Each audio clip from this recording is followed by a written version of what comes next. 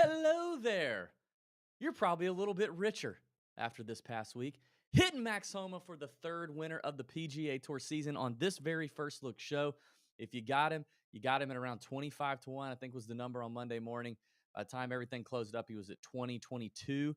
Couple extra points there goes a long way. The first look show strikes again. Welcome to the first look for the AT&T Pebble Beach Pro-Am. I'm DB of the Tour Junkies, and I am ready to get it going. Thanks for hopping in the chat. We're going to go live. If you're new here, we're going to check out the odds. First time looking at them so far on Monday. First impressions, first clicks. Haven't done the model, haven't done all the research, right? This is just first vibes, right? First vibes. Monday morning, great time to pound some outrights. As long as the weather looks okay, good time to hit outrights. We're usually going to get longer numbers, better value on the guys we like. Numbers will get short quick. I bumped this show up 15 minutes this morning just because last week at 10:30, we had multiple guys drop literally as we were doing the video by a bunch of points. So if we get to somebody who we really, really like in this video, even if I don't really like it, but if you do, hit them, okay? Hit them now, because if they get shorter, you're glad you did. If they get longer, you can add to your position. You'll be okay, all right? But the point here is we've got to get value on a Monday morning. We got to do some line shopping. I'm going to look at DraftKings. I'm going to look at FanDuel. I'm going to look at BetMGM in terms of sports books this morning. Find the guys we like, find the better values. Counting on you in the chat to shop for more, for better numbers. Good morning to everybody. I see Darren, Chris, Jackie. What up? Nick, Aaron, Joe, Brett. Thank you guys so much for hopping in the chat live. Hit the like button if you don't mind. And before we get into it, though, I do want to say this show is presented to you by our friends at Smart Scalpers. How'd you like to have a side hustle that you could turn into something bringing home more income than possibly your regular full-time job? And you can do it whenever you want. A longtime friend in Augusta, Georgia, started Smart Scalpers and Elite Events 20 years ago. Now he's training people. He's getting franchise folks to set up this ticket selling thing with all software, and you do it all online. It's all on the internet. No face-to-face sales or being skeezy or sleazy. Concerts, sporting events, comedy shows, festivals, and more. And you can do this all from home. Smart Scalpers will onboard you, train you weekly, and give you full-time access to their support staff whenever you need it. No strings attached. You can sell as little or as much as you like, and you can quit at any time.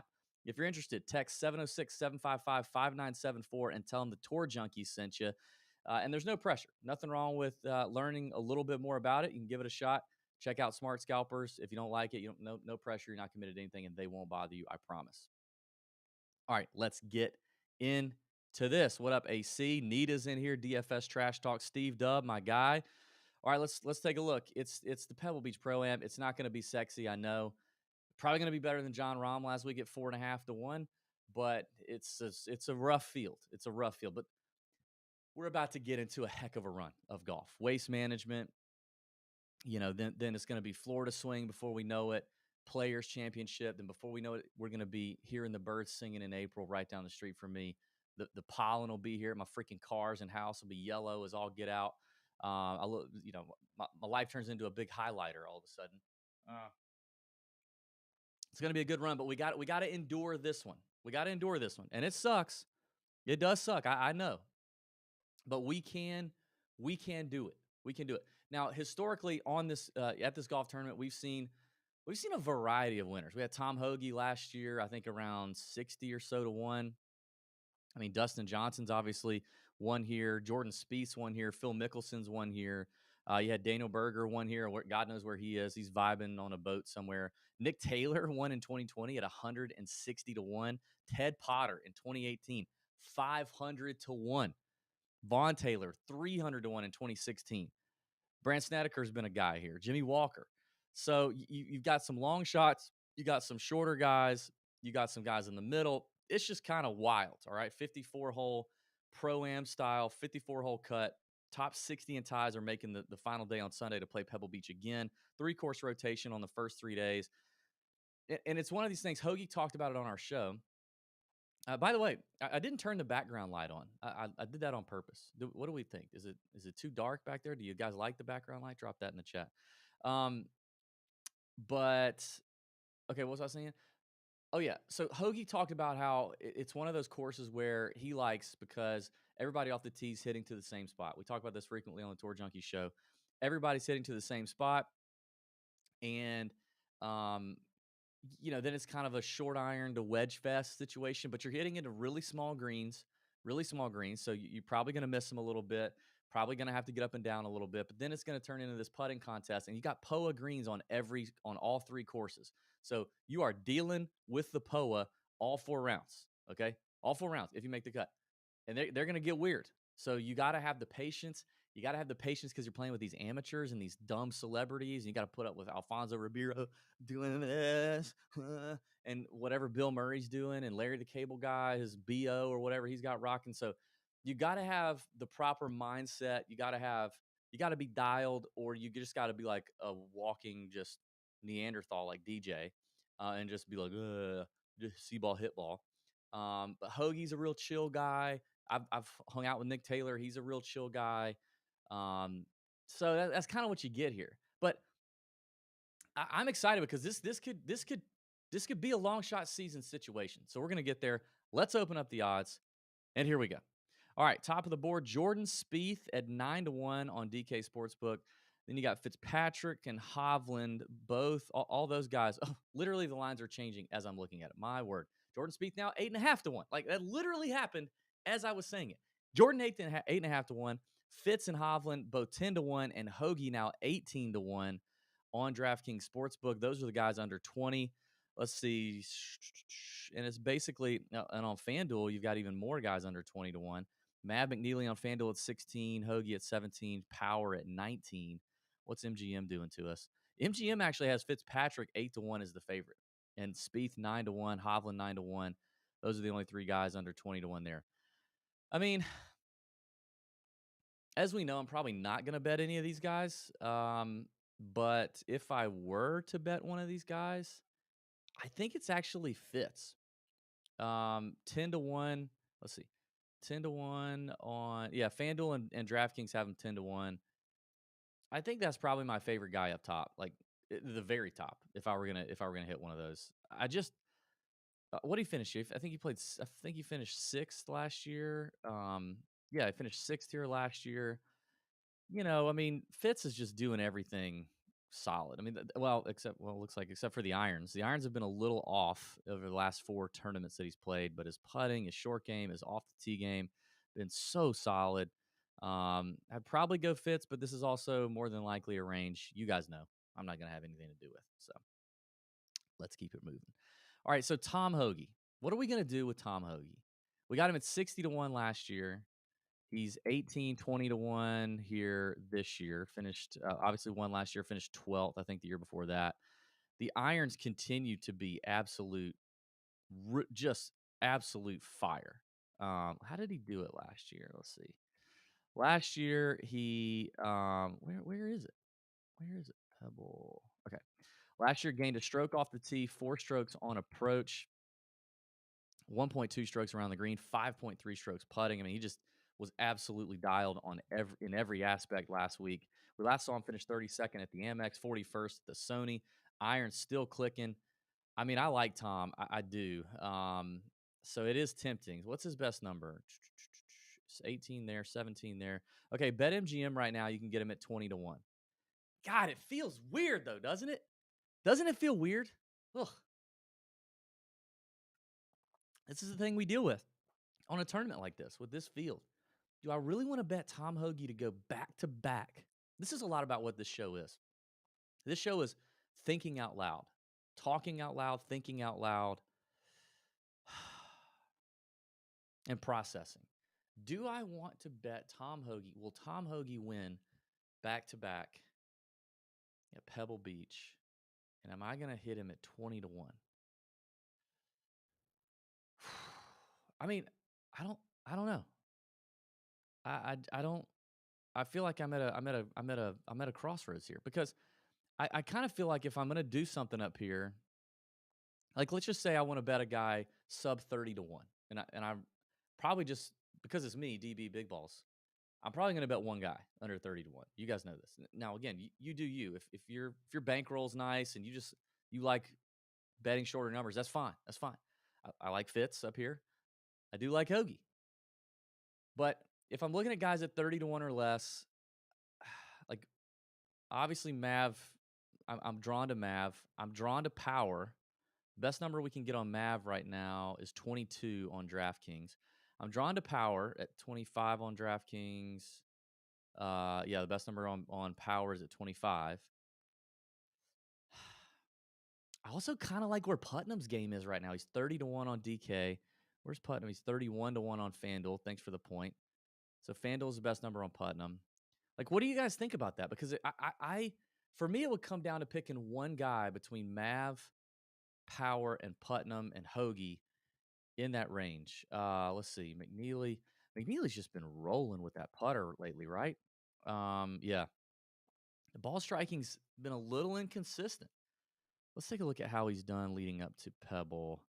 So leading up to Pebble last year, well, he finished 33rd last year. And probably wasn't in quite as good a form as he is now.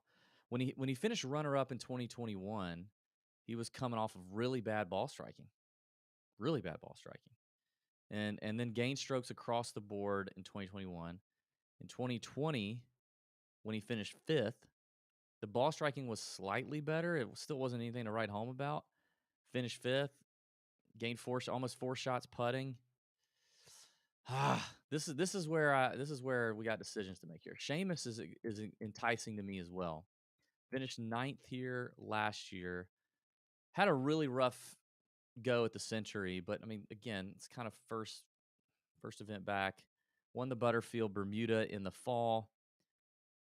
Maybe how do we play Seamus? I don't think we can play Seamus over Mav. So see, this is where this helps. Also, this is where tomorrow, looking at head-to-head lines, this is where this can maybe help you kind of tie break, right? If I narrow this down between McNeely and I think I've kind of talked myself off of Power just now, but now I want to go to Putnam because I mean he's rolling T6 last year at this event, plenty of experience around Pebble. That his putter is hotter probably than Matt McNeely's. 4th at the Sony, gained 10.5 strokes putting at the Sony. My God. Runner up at the Zozo, like still looking for that first win on the PGA Tour after all these years. I mean, he just feels like his short game is dialed right now. His iron play is trending very nicely. His last 10 tournaments, really, really different kind of iron play out of Andrew Putnam. So, I mean, we know he hits fairways. He hits fairways like 65% clip. He's just short, but you don't have to be long here. So, like, now I'm kind of determining, do I want Putnam at 30? Is Putnam my best number at 30? Or no, he was 31. Do I want Putnam at 31 to 1 on FanDuel, or do I want Mav at 22 to 1 on DK? Because that's probably what I'm going to do up here. Or do I want Hoagie at whatever I said Hoagie's best number was? That's kind of how I'm processing this right now. And I'm not real sure. Obviously, by these odds and by my standards on the DB's Big Balls betting card, only Putnam could go on the card because he's 30 to 1. He's above 25. What do you guys think? Let me look in the chat and see what's up. Hoagie, Jackie's all in on Hoagie, apparently. Dustin says, I hit Power at 25 to 1 on DK. Stallings 55, Kiz 70. Oh, poor. You hit Kiz. I'm sorry. Steve Dubb, betting Mav at 22 to 1 feels funny. Would rather have him live. Yeah, this is a live betting opportunity. But I mean, doesn't betting Putnam at 31 to 1 also feel weird? I mean, it's gonna feel weird. It's definitely gonna feel weird. Why did DraftKings just move me off of the page I was on all of a sudden? Jeez. Okay. All right, let's move on. I don't know what to do there. I'm really kind of stuck. All right, but let's move on. Joel Damon. That's going to be a name you're going to hear a lot of people talk about. 40 to 1 on DK, shorter on FanDuel, and shorter on BetMGM fairly considerably, considering, I mean, by a percentage of his odds. So if you like Joel, 40 to 1 is interesting. First event, coming off of baby swag, just had the baby. Really happy for Joel and Lana. Does have a really good track record here at Pebble Beach. 6th last year was his best finish at this joint. But it's the first event we've seen him play in 2023. And, I mean, he had a great fall. But, I mean, historically, Joel is not a bet in his first event back. He's just not. No, you can give me the nappy factor thing all day long, but he's just not a guy on his first event back. That's what I'm saying. Am I lagging? Are they lagging here? Somebody, Jackie said the volume seems low again. Is that better? Am I lagging? Because I'm seeing lag on my end. I don't know why I'm on Ethernet with a gig internet. This is TJ technology issues, but who knows? So drop me in the chat. Let me know if I'm lagging or not. Okay. So I think I'm going to stay away from Joel. I think we stay away from Joel. Steve says, yes, I'm lagging. Tremendous. Lag is bad, Chris. Great. This is awesome. I freaking hate this. This is Ethernet connection, 1 gig speed internet.